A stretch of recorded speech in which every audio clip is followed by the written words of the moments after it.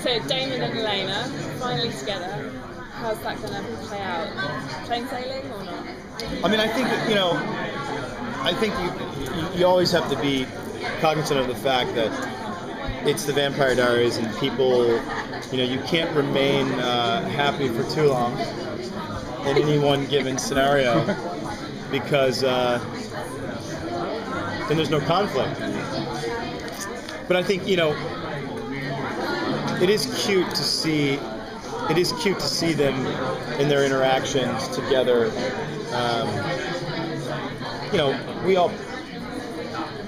I think anyone, whether it would be Nina or Paul or myself, or anyone will tell you it's typically going to be a lot more fun to play the bad guy or the bad boy, the bad girl, because it's just more dynamic, they're more fun. But it is cute to see Damon and Elena and their interaction. Damon's just smitten, he's in love, and it's cute, I mean, not to say he wouldn't rip your throat out. You know what I mean? It's the guy who, he has the same look on he would have the same smirk on his face as if he was saving a kitten out of a tree or ripping someone's head off. It's the same to him. So you have to preface it by, this is the type of man you're dealing with. You know what I mean? How does his newfound love with Elena affect his relationship with his brother? Well, Stefan's gone. Doppelganger. Yeah. So Stefan's gone. So there is no relationship with Stefan. So he doesn't make it out of the watery grave. Until further notice. Well, actually, one thing that's quite interesting about it, actually, is that the dynamic that now has changed by virtue of the fact that Stefan's gone, and that the Silas Silas is here now. I mean, it really does change the dynamic of the whole show, and we like that. I mean, I think, just to preface it again, as we're going into season 5 of a show, and usually these storylines have already been played out, and we're very fortunate right now because we have a new rejuvenated sense of coming into the show in season 5. The dynamics of the characters have changed quite a bit. We're also going back, from a production standpoint, we're extremely dialed in.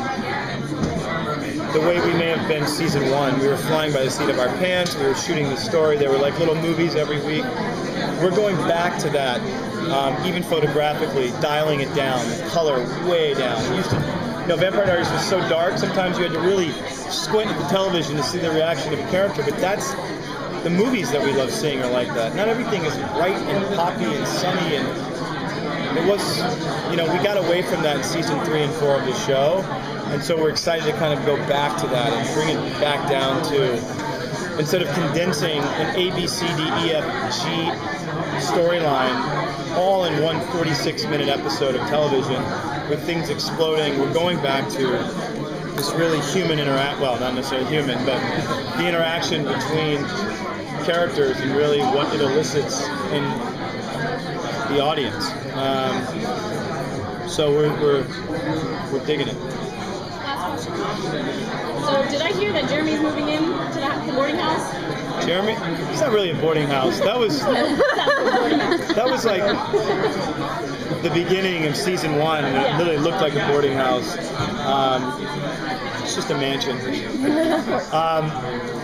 He is living there, getting him ready for school, cutting the crust off of his PB&Js for him. Yeah, it's gonna, I said to Julie, I think the funny thing is Elena comes back to Salvatore Mansion, and there's like game rooms and like rooms with stripper poles in them, and the boys. He's 18, Damon's 172. You know what I mean? It's a good mix of demographics there. Thank you guys so much. Enjoy the con.